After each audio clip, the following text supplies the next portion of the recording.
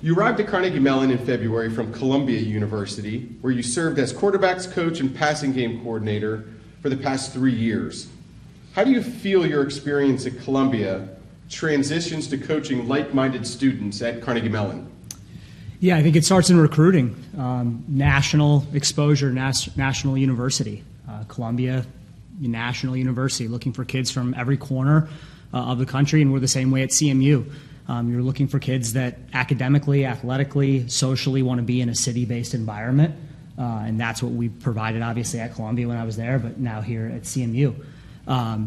The academic rigors of our place are real. They're challenging. I'm sure Ben can attest and talk about that, and so you're looking for guys that are up for that challenge. I talk with recruits and their families all the time. I want really selfish guys. I want guys that want the best academically, the best athletically, and the best socially and professionally for themselves.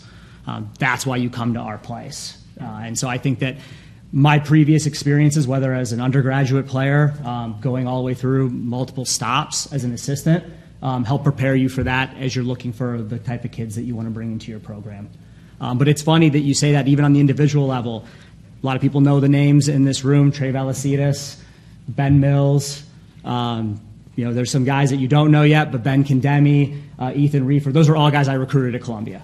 Huh. Those are all guys that I had at our camps. And, our offensive coordinator, Andy Helms, those are guys that I was like, hey, these guys are really good. We may not take them. I'm not sure. That's a guy you definitely want to keep an eye on. So it's funny how the relationships, come kind of full circle when you walk in the first day on the job and you already know a lot of those guys from previous experiences because of those similarities you talked about. That's cool.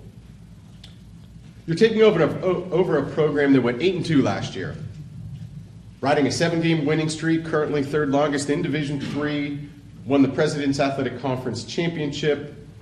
What's the mindset of your team following spring practice and heading into camp in a few weeks? What's your team have to do to keep this kind of success going? Yeah.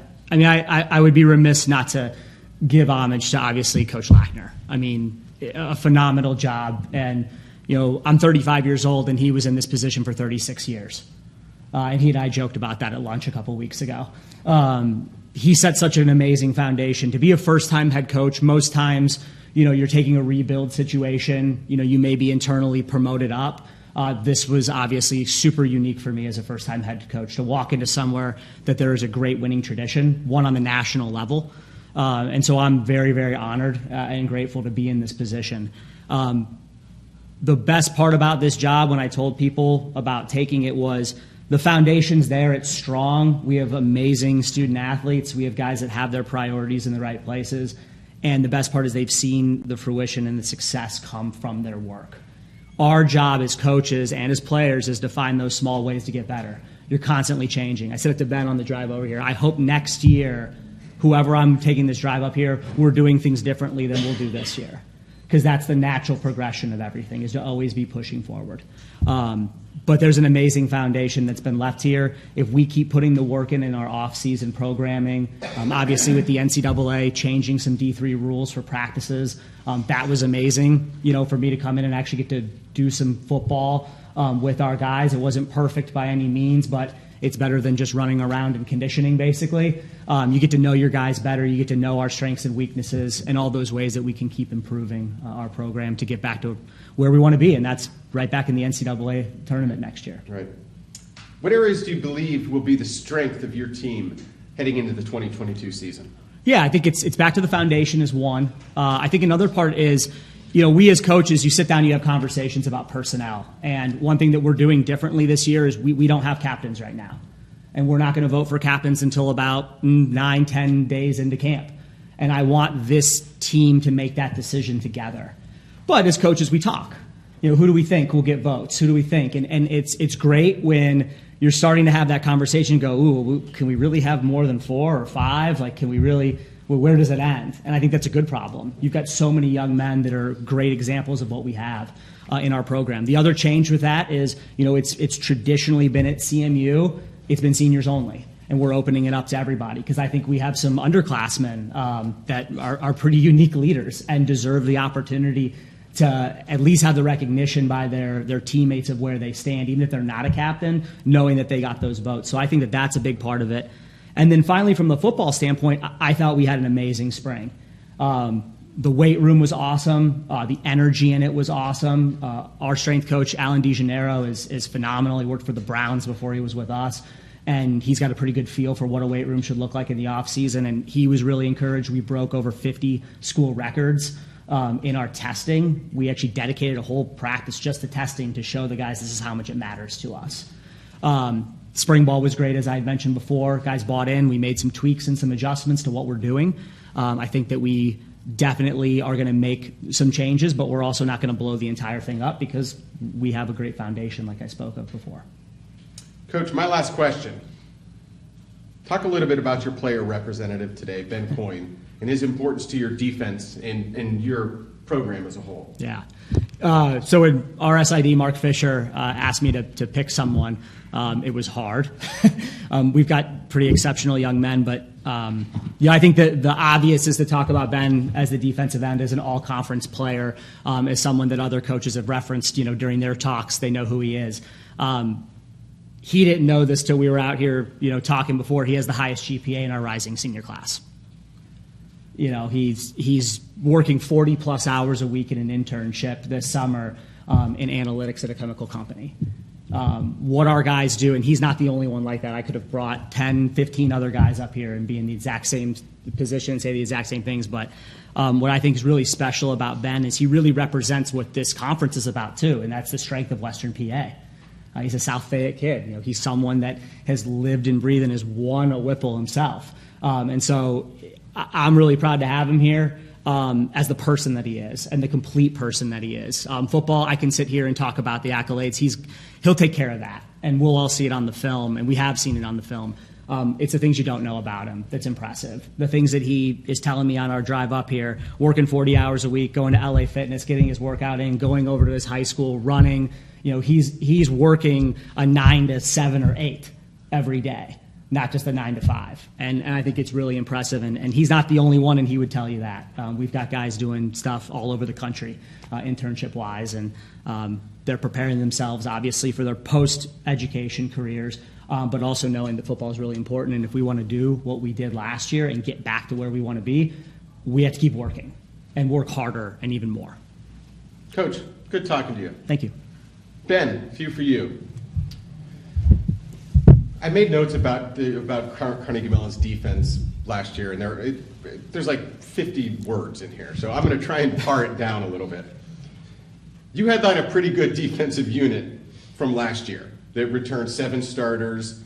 You led the PAC in scoring defense, second in the country in scoring defense, 8.7 points per game, a whole lot of other good things, 31 turnovers, 35 sacks.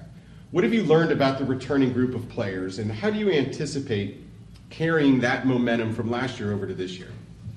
Yeah, my DC is going to love this. So I think all our players are a bunch of dogs. We get after it every practice. We go hard, we go fast, we run to the ball. And that's just how we are. That's how we practice every day. It's just how we treat football. And to add to that, I think there's a brotherhood with everyone we see with the team. We have a really high team camaraderie. No matter who's next to you, in front of you, behind you, senior to freshman, we all care about each other. It doesn't matter who succeeds or not. We just want to win. Talk a little bit about the feeling of the team following a year where, under pretty unusual circumstances, due to the pandemic, the Tartans withdrew from the 2021 NCAA Division III football championship the day before your first round game was scheduled at North Central. What's the level of focus and attitude heading into 2022? Yeah, so that was, an unfortunate event. You can't really help that. It's keeping the players safe and the coaches safe is the number one priority. So you can't fault anyone for that being canceled.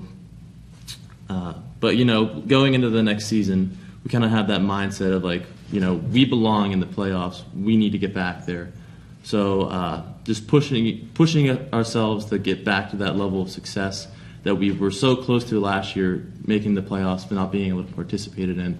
I think that's kind of our mindset going in, and winning the conference, obviously, again, and being one of the best defenses we were last year. Last season, you led the team in sacks with 6.5. You were named first team All-PAC as well as COSIDA Academic All-District. How are you planning individually to build off a very successful 2021 campaign? So firstly, all those accolades, that don't really mean too much to me. A lot of that is from my teammates who have been great with me during the season. They really helped me put me in that position of success. And going forward individually, I think what my biggest component I'm going to have to work on is being a leader.